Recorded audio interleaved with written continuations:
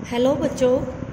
बेटा last video में हमने बात की थी पोटेंशियोमीटर की। हमने उसकी एप्लीकेशंस डिस्कस कर ली थी और हमने पोटेंशियोमीटर के लिए दो सिचुएशन डिस्कस की थी, जिनमें हमने बात की थी कि अगर हम एक रेजिस्टेंस अपनी ड्राइवर सेल के साथ लगाएं और उस रेजिस्टेंस वैल्यू को चेंज करते हैं तो क्या इफ़ेक्ट पड़ता है बैलेंस पॉइंट पर। और दूसरा हमने लिया था कि अगर हम अपनी मेन सेल के साथ कोई रेजिस्टेंस ले ले तो उस रेजिस्टेंस वैल्यू का क्या इफ़ेक्ट पड़ता है हमारे पोटेंशियोमीटर के बैलेंस पॉइंट पर। ठीक है। अब बेटा उसके बाद देखिए, एक रेजिस्टेंस आपको दिया गया है गैल्वेनोमीटर के साथ। अब पूछता है कि ये जो रेजिस्टेंस आपने यूज़ किया है, इस रेजिस्टेंस का क्या काम है, क्या पर्पज है। ठीक है बेटा, तो चलो हम देखते हैं। सबसे पहले बेटा, जो ये रेजिस्टेंस आपका गैल्वेनोमीटर के साथ दिया गया है, जो गैल्वेनोमीटर है ये आगे की यूनिट में आप डिस्कस करोगे, जिसको हम करंट का जासूस बताते हैं, डिटेक्टर बताते हैं, क्योंकि सर्किट में करंट है या नहीं है ये इमीडिएटली हमें बता देता है, इंडिकेशन दे देता है। अब जो गैल्वेनोमीटर है उसको आप ज़्यादा करंट से बचाना चाहते हो, यानी वो डैमेज ना हो हाई करंट से, तो फिर हम उसके सीरीज में एक रेजिस्टेंस दे देते हैं आर। क्या दे देते हैं? आर, ताकि वो उसकी हाई करंट से क्या कर सके, उसको प्रोटेक्ट कर सके, उसकी रक्षा कर सके। ओके बेटा, तो मेन पर्पस जो है इस रेजिस्टेंस का वो यही है कि वो गैल्वेनोमीटर को क्या करता है, सेफ रखता है, हाई करंट से बचाता है। और बेटा इस रेजिस्टेंस को जो हमने गैल्वेनोमीटर के साथ लगाया है, बैलेंस पॉइंट पर इस रेजिस्टेंस का कोई फर्क नहीं पड़ता है। क्यों? क्योंकि जब बैलेंसिंग पॉइंट हम ऑब्टेन कर लेते हैं, जब हमें बैलेंस पॉइंट मिल जाता है, तो बैलेंस पॉइंट मिल जाने पर जो आपका आर रेजिस्टेंस है उसमें करंट, क्योंकि गैल्वेनोमीटर में करंट जीरो होता है, बैलेंस पॉइंट जब मिल जाता है आपको, तो उस आर रेजिस्टेंस में भी करंट जीरो होगा। तो इस आर रेजिस्टेंस वैल्यू से बैलेंस पॉइंट पर कोई इफेक्ट नहीं पड़ता है। ठीक है बेटा, तो चलिए आज अपना नया टॉपिक हम स्टार्ट करते हैं। कार्बन जो रजिस्टर है आपके पास, एक बच्चे ने पूछा भी था कि मैम ये डाउट मुझे बता दो, तो उसमें आपने क्या दिया हुआ था कि हमारे पास जो रजिस्टर होते हैं बेटा, रजिस्टर एक डिवाइस है जिसकी प्रॉपर्टी रेजिस्टेंस है, जो करंट का अपोज करती है। ठीक है, तो जो रजिस्टर होता है बेटा उसको आप ऐसे रिप्रेजेंट कर देते हो, या रियोस्टेट की फॉर्म में आप इस तरह से दिखा देते हो वेरिएबल, ये आपके पास रियोस्टेट की फॉर्म में है, ये भी रेजिस्टेंस वैल्यू देता है, या फिर एक आप रेजिस्टेंस बॉक्स की फॉर्म में आप दिखा देते हो, और या फिर एक फिक्स वैल्यू रेजिस्टेंस।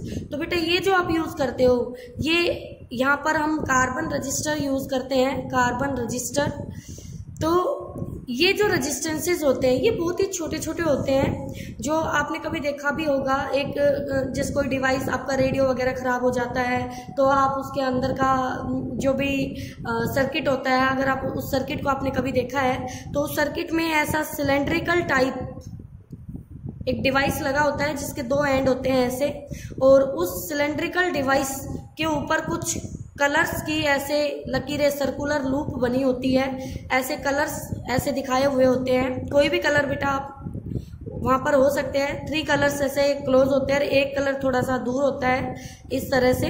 तो ये कलर बताते हैं, उसके ऊपर कहीं भी उसकी वैल्यू नहीं लिखी होती है, वैल्यू मेंशन नहीं होती है। वो वैल्यू आप इन कलर की हेल्प से फाइंड आउट करते हैं कि ये रेजिस्टेंस जो है वो कितनी वैल्यू का है। ठीक है बेटा, तो आज का यही टॉपिक है हमारा कि हम डिस्कस करने वाले हैं जो कलर कोडिंग होती है कार्बन की, वो कैसे हमें पता चलेगी कि कौन सा कलर हमें क्या बताता है। ठीक है बेटा, सबसे पहले ये जो आपके रजिस्टर होते हैं ये ऐसे सिलेंड्रिकल शेप के होते हैं, और यहाँ पर 3 कलर्स ऐसे, 3 लेयर्स ऐसे बनी हुई होती है पास पास, और एक लेयर थोड़ी सी दूर होती है। तो जो फर्स्ट कलर होता है वो हमें बताता है बेटा फर्स्ट सिग्निफिकेंट फिगर, और जो सेकेंड कलर होता है वो हमें सेकेंड सिग्निफिकेंट फिगर बताएगा बेटा, और जो थर्ड कलर होता है उसको हम 10 का मल्टीप्लायर यूज करते हैं बच्चों, और जो फोर्थ कलर होता है वो हमें टॉलरेंस लिमिट देता है, यानी प्लस माइनस इतना इसमें कम या ज्यादा हो सकता है टॉलरेंस लिमिट के लिए। ठीक है, अब देखिए बेटा जो ये कलर होते हैं इनका जो याद करने का तरीका है या इनकी वैल्यूज है वो हम कैसे फाइंड आउट करेंगे। तो ये एक टेबल दी हुई है आपके पास, और इस टेबल में देखो काउंटिंग लिखी हुई है 0 से 9 तक, यानी टोटल 10 कलर है आपके पास, जो black, brown, red, orange, yellow, green, blue, violet, grey and white, ये आपके पास 10 कलर्स है बेटा, ठीक है। तो ये 10 कलर्स तो आपको first significant and second significant figure digit represent करने में यूज करने हैं। फिर 10 के मल्टीप्लायर में भी आपका यही नंबर जाएगा, जो जिस कलर का होगा उसी में ये मल्टीप्लायर चला जाएगा, यानी ये तीनों नंबर आप यहाँ से रिप्रेजेंट करेंगे। और जो आपकी टॉलरेंस लिमिट होगी, टॉलरेंस वैल्यू होगी बेटा, उस वहां पर आपका या तो गोल्डन कलर मिलेगा या आपको सिल्वर कलर मिलेगा बेटा, या फिर कोई भी कलर नहीं होगा, ठीक है। तो यहाँ पर आपकी क्या क्या पॉसिबिलिटी है कि या तो गोल्डन मिल जाएगा या आपको सिल्वर मिल जाएगा या कोई भी कलर नहीं मिलेगा, ठीक है। तो आप सबसे पहले ये सुनिए कि मैम आपने ये टेबल लिख दी, इस टेबल को हम कैसे याद रखेंगे। तो बेटा इस टेबल को याद करने का तरीका क्या है, हमने सभी कलर्स का फर्स्ट लेटर उठा लिया और इस लेटर से हमने एक सेंटेंस बना लिया, और जो हमारे लिए इजी रखना याद रखना बहुत ही इजी है। कैसे है बेटा, देखिए, BBROY रोय, GB very good wife, GB को ग्रेट ब्रिटेन, ठीक है। अब देखिए बीबी रॉय, ये किसी का नाम है, बीबी रॉय फ्रॉम ग्रेट ब्रिटेन, कहाँ से है, ब्रिटेन से है, great Britain, has a very good wife. आपको फोकस करना है सिर्फ अपने वर्ड्स पर, यानी कि जो आपका अल्फाबेट है बी है, रॉय में R है, ठीक है। फिर हमने रॉय में O भी आ गया है, RO, और Y भी आ गया है, ठीक है। रॉय में तीनों आ गए हैं। फिर फ्रॉम पे फोकस नहीं करना, फिर G पे फोकस करो ग्रीन के लिए, फिर B पे फोकस करो ब्लू के लिए, हैज ए पे फोकस नहीं करना। फिर ये तो सेंटेंस बनाने के लिए आपके हेल्पिंग वर्ब्स है बेटा, और फिर वेरी वॉयलेट के लिए, और आपका ग्रे गुड में आ गया है, और आपका वाइट वाइफ में आ गया है, ठीक है। तो कैसे याद करेंगे इसको, B B Roy from Great Britain has a very good wife. तो बेटा बीबी रॉय ऐसे लिख के और फिर 0 से लेके 9 तक आप काउंटिंग लिख लेंगे, तो आपको सारे कलर्स। अब आप ये सोचेंगे मैम इसमें 2 बार ब्लैक मतलब बी आ रहा है, बल्कि आपका बी तो 3 बार आ रहा है और जी 2 बार आ रहा है, ठीक है। तो मैम हमें ऐसे कैसे याद रखेंगे, कंफ्यूज हो जाएंगे कौन सा का आएगा। तो मैं इसके लिए आपको और इजी बता देती हूँ। सबसे नीचे सबसे लाइट कलर है व्हाइट, और सबसे ऊपर सबसे डार्क कलर है ब्लैक, ठीक है। तो ब्लैक से हल्का हल्का होते हुए नीचे जा रहे हैं, तो बिल्कुल लाइट, या लाइट से बढ़ते हुए ऊपर जा रहे हैं बिल्कुल डार्क। तो देखिए सबसे डार्क ब्लैक, अब कोई कंफ्यूजन नहीं है, ब्लैक से लाइट ब्राउन, फिर रेड, वो तो R से पता चल जाएगा आपको, O से ऑरेंज बनेगा, Y से येलो बनेगा, G।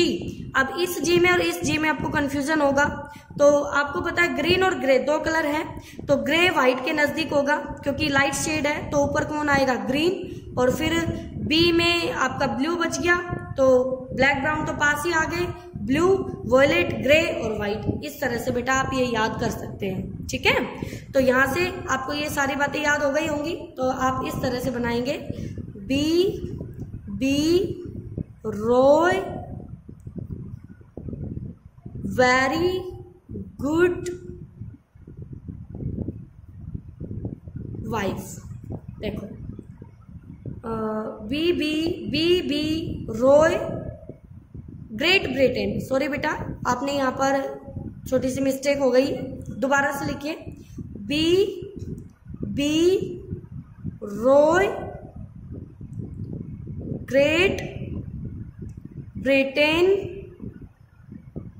Very good wife. और आप समझ भी जाएंगे जब आप काउंटिंग लिखेंगे, 0 1 2 3 4 5 6 7 8 9। तो जब यहाँ पे कुछ मिस हो जाएगा तो आपको पता चल जाएगा कि हमारे भाई ये डिजिट रह गए हैं, तो हमने कुछ छोड़ दिया। तो फिर से आप अपना सेंटेंस बना के देख लेना। तो जैसे देखो मैंने यहाँ पे एक बार गलती करके दिखाया आपको, तो इस तरह से आपसे भी गलती हो सकती है, ठीक है बेटा। तो चलिए, अच्छा गोल्ड, अब टॉलरेंस लिमिट है तो जितनी कम होगी उतना अच्छा। तो गोल्ड अच्छा है तो वो 5%, सिल्वर उससे कम अच्छा है तो वो 10%, और कुछ भी नहीं है तो वो 20%, ठीक है बेटा। अब फॉर्मेट क्या होगा वो देखिए, मतलब कोई भी 4 कलर आपको दे दिए जाएं तो आप कैसे करेंगे?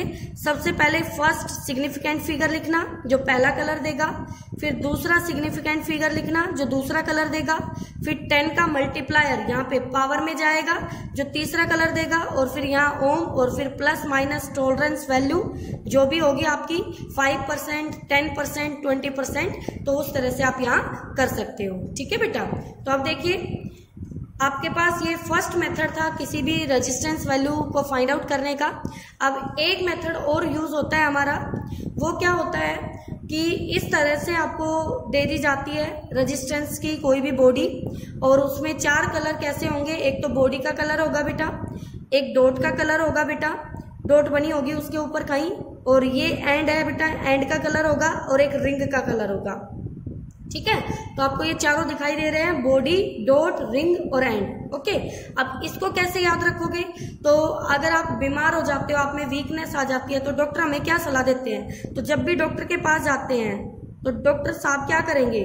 डॉक्टर आपको बेड रेस्ट देते हैं, बेड रेस्ट। तो यहां से आप इसको याद रख सकते हैं कि बेड रेस्ट, BEDREST, रेस्ट। तो बी से बॉडी कलर, ई से एंड कलर, डी से डॉट कलर, आर से रिंग कलर। इस तरह से आप ये सारे कलर्स, और आपको कलर कोडिंग आपको पता ही है कि नंबरिंग कैसे हमें लेनी है सभी की। ठीक है बेटा, तो एग्जांपल देखते हैं। जैसे पहला ये दे दिया आपको red colour, blue colour, yellow colour, और सॉरी ये आपका ब्लू कलर है बेटा यहाँ पर, और ये आपका येलो कलर है, और ये आपका सिल्वर कलर है। ठीक है, तो देखिए बेटा सबसे पहले रेड, अब लिखिए फिर से देखियो, आपको पता चलेगा। यहां से देखो, B B Roy from Great Britain has very good wife. देखो अब गलती नहीं होगी आपसे, 0 1 2 3 4 5 6 7 8 9। ठीक है बेटा, तो ये कलर कोडिंग कर ली। अब नाम देखो डार्क से, तो black, brown, red, orange, yellow, green और ग्रे। तो ग्रीन ऊपर, यहां पर बच गया blue, violet, grey and white. बताओ बेटा, इजी था ना? ट्रिक इजी है याद रखने की, बिल्कुल। अब देखिए यही वैल्यूज आपको यहाँ पुट करनी है। तो हमारा रेड कलर आता है सेकंड नंबर पे 2, तो ये हो गई फर्स्ट डिजिट। ब्लू कलर आता है अपना 6 नंबर पे, कहाँ पे आता है? 6 नंबर पे। फिर 10 का मल्टीप्लायर, येलो कलर आता है अपना 4 नंबर पे, तो ये आ गया आपका 26 × 10⁴ ओम। फिर सिल्वर कलर के लिए टॉलरेंस वैल्यू है 10%, तो प्लस माइनस 10% हो गई बेटा। आगे नेक्स्ट टाइप में बॉडी कलर आपके पास आएगा ऐसे, तो बेड रेस्ट लगाना है। बी फॉर बॉडी, बॉडी किसकी है? व्हाइट की, तो व्हाइट कलर कौन सा है? बिल्कुल लास्ट 9 नंबर पे।